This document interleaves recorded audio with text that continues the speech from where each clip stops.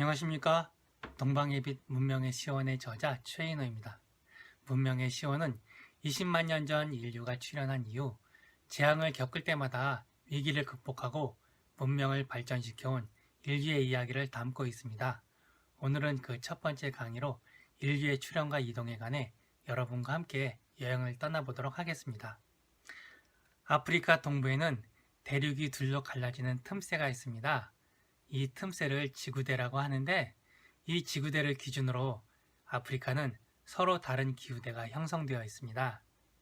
편서풍을 타고 대서양의 수분을 잔뜩 머금은 비구름이 대지구대를 넘지 못하고 지구대의 서부 지역에만 비를 뿌리기 때문에 서부 지역에는 열대우림이 형성되어 있고 동부 지역에는 초원지대가 형성되어 있습니다. 초원지대에 남게 된 침팬지들은 먹이를 찾기 위해 걸어 다녀야 했습니다. 초원지대에는 열매나 동위식물, 동물의 시체 같은 먹을거리들이 널려 있었지만 여기저기 흩어져 있었기 때문에 먹이를 찾기 위해서는 직립보행을 해야 했고 인류로 진화하게 된 것입니다. 실제로 대지구대 동쪽에서 오스트랄로피테쿠스, 호모 에렉투스, 호모 사피엔스와 같은 인류의 화석이 발견되고 있습니다. 인류는 두 손과 도구를 사용할 수 있는 훌륭한 사냥꾼이었습니다. 사자와 표범과 같은 육식동물과 먹잇감을 사이에 두고 경쟁을 해야만 했고 때로는 그들의 먹이가 되기도 했습니다. 그래서 인류는 사냥 방법을 바꿨습니다.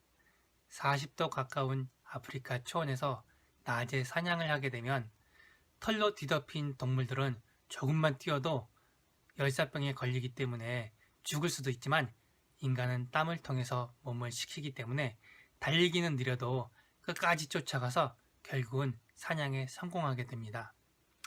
인구가 증가하게 되자 인류는 아프리카의 남쪽으로 퍼져나갔는데 북쪽은 사하라 사막이 있고 서쪽은 위험한 열대우림이었기 때문에 남쪽으로 내려갔던 것입니다. 아프리카 남단의 피너클 포인트 근처 동굴에는 16만 년 전에서 6만 년 전까지 약 10만 년 동안 인류가 거주했던 유적과 유물이 남아 있습니다. 동굴 하층에는 돌칼이 발견되어 있고 상층에서는 좀돌날이 발견되었는데 좀돌날은 나무에 끼워서 곤봉처럼 사용하는 것으로 훨씬 다루기가 편한 도구입니다. 동굴에서는 조개 껍질도 발견되었는데 조개를 캤다는 것은 사리와 조금에 대한 지식이 있어야 하고 밀물과 썰물에 대한 이해가 있어야 바다에서 죽지 않고 살아날 수 있습니다. 이것은 달의 공전과 관계되기 때문에 인간에게 달의 변화에 대한 지식이 생겼다는 뜻이기도 하고 1개월에 대한 개념이 생겼다는 뜻이기도 합니다. 또한 세월에 대한 개념과 주기적으로 사계절에 변화한다는 개념이 생긴 것을 의미합니다. 인간은 도구를 사용하는 방법을 동료와 자식들에게 전달하기 위해서 보여주는 것뿐만 아니라 말로 설명해야 하기 때문에 원시 언어도 발달된 것으로 보입니다.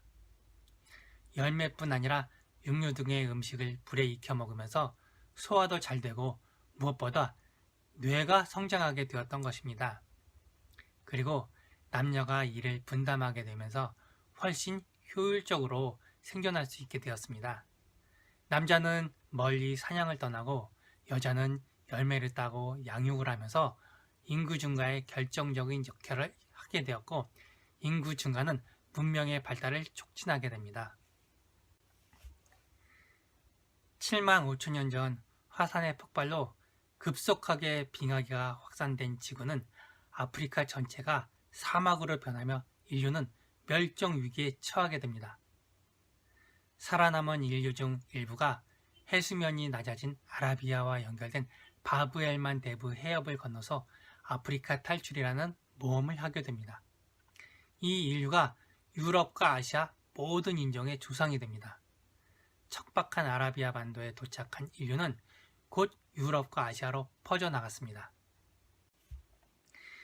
유럽으로 간 인류는 그곳에서 네안데르탈린을 만나게 됩니다.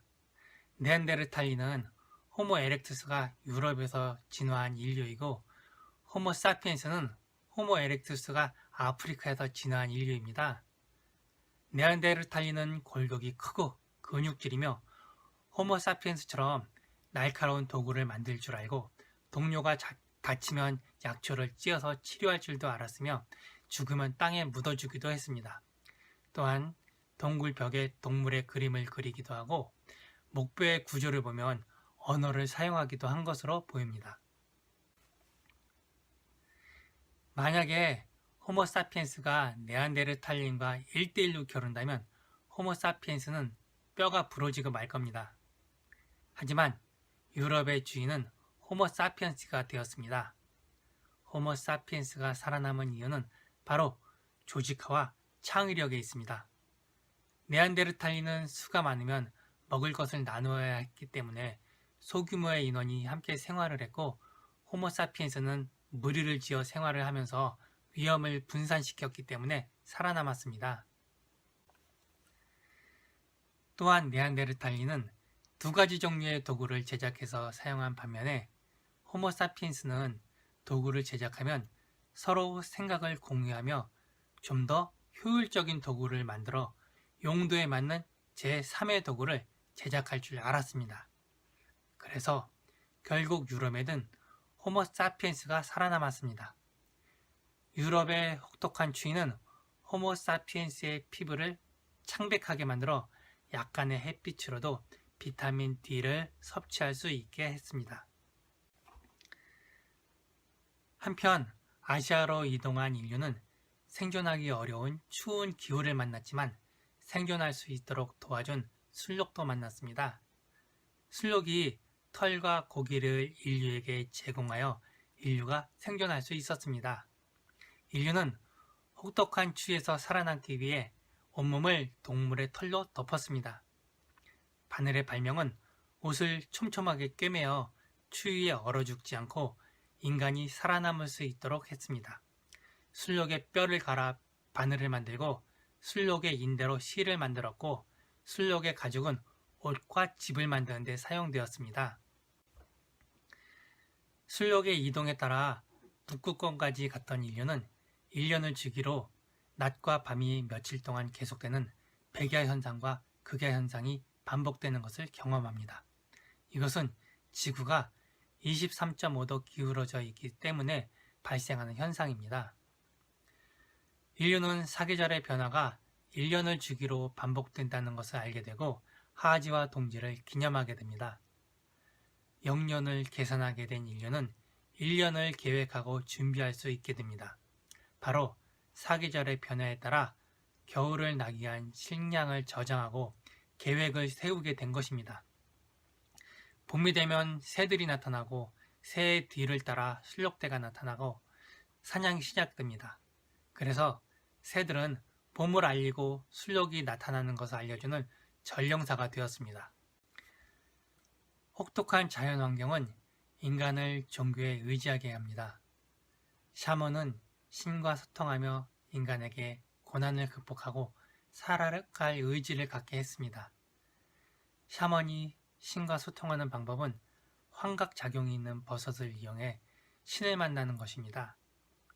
신을 만나기 위해 버섯을 먹는 것은 후대에 전 세계로 퍼져 메소포타미아, 이집트, 그리스 문명에서 신관들이 버섯을 먹고 신탁을 하게 됩니다. 샤먼은 종교 지도자이며 정치 지도자로 가장 지혜롭고 가장 현명한 사람이 됩니다. 경험도 많아서 무슨 일이든 슬기롭게 대처할 수 있어야 했습니다. 그러기 위해서 많이 알고 있어야 했습니다. 시베리아라는 혹독한 환경에서 살아가기 위해선 샤먼 같은 지도자가 필요했습니다. 시베리아의 혹독한 추위는 인간의 겉모습을 변하게 만들었습니다. 피하 지방이 두터워지고 코와 같이 돌출된 부위는 작아지고 하얀 눈에 반사되는 햇빛을 차단하기 위해 눈이 가늘어져서 오늘날의 우리와 같은 모습이 된 것입니다. 1만 3천년 전 빙하기가 심해지면서 순록이 줄어들게 되었고 순록을 차지하기 위해서 다툼이 일어나게 됩니다.